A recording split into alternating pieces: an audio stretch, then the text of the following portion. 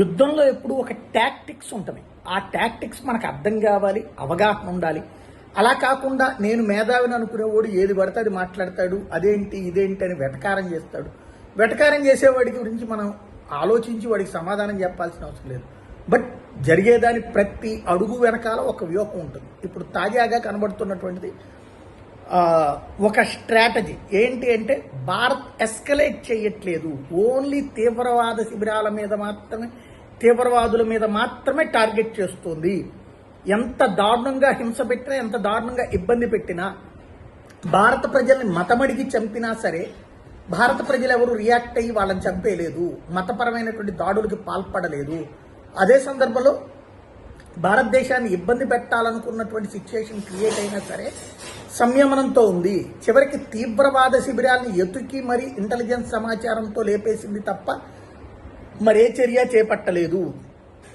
మేము చంపింది తీవ్రవాదులైతే వాళ్ళు మా ప్రజల ప్రాణాలు తీస్తున్నారు, మా దేశం మీదకి దాడి చేస్తున్నారు, మా సైన్యం మీద దాడి చేస్తున్నారు, మా సైనిక స్థావరాలని టార్గెట్ చేస్తున్నారు. ఇది ప్రపంచానికి తెలియజేయటం ఒకటో రోజు, రెండో రోజు ఇట్లాగా.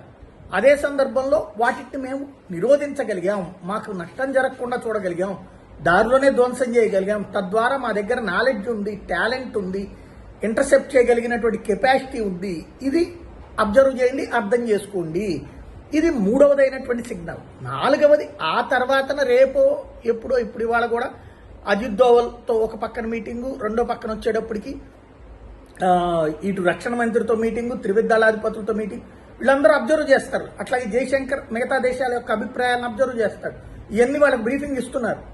అయిపోయాక అప్పుడు కొట్టిన కొట్టుడికి మనం పూర్తి స్థాయి అఫీషియల్గా కొడితే అప్పుడు ప్రపంచ దేశాలు ఏమనడానికి వీల్లేదు.